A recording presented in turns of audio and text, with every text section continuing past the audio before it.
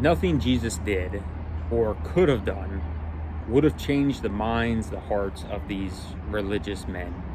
It says these chief priests, the elders, the scribes, walked by Jesus as he was hanging there on the cross and said, look, he saved others, but he can't even save himself. We know, those who put our hope and faith in Jesus and believe in the empty tomb, the resurrection, all the above, know that Jesus could have come down. The scripture says that he could have called on a legion of angels at any point, and thankfully, Jesus's way of thinking isn't the way that I think. I know that if I'm being taunted like that, I'm probably not going to respond in love the way that Jesus did.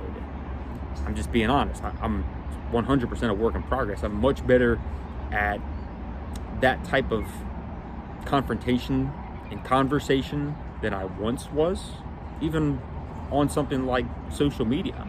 I do a much better job of being slow to speak, slow to get angry, and just being a better representation of how Jesus responded in those moments. Now, it's tough in the heat of the moment, right, to just have that slip of the tongue and say something. But again, as much as possible with you, Paul says, live at peace with everyone. So I try to work on taking every thought captive and implementing that every single day. The more you do that, the better you will get at it. It will be second nature, right? You will produce the fruit of what his word is sowing into you.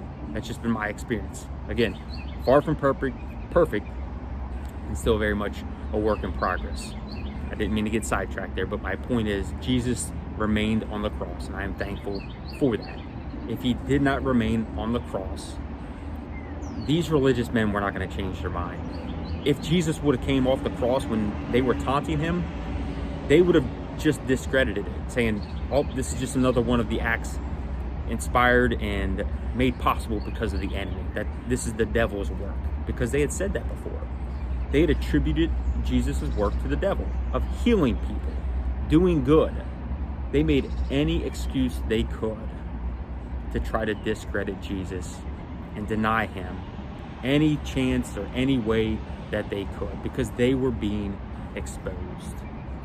And so I, for one, am eternally grateful for him remaining on the cross, making this moment right here possible, and learning to become more like him in those moments where the opposition will deny, will discredit, will mock, will ridicule you. But all we're called to do is be the example of Jesus. That is far more simple than it is easy, right? It is that simple, but it's not that easy. But I promise you, the more you stay in his word, the more time you spend in prayer or with other like-minded people who can hold you accountable, who can train you up, keep you on that straight and narrow, the far better decisions you're going to make in this life, the more clarity you will have. And it's not going to make life any easier. In fact, you're going to face even more opposition, but you're going to have the tools, the resources, the competence, the confidence to handle that with Jesus leading the way.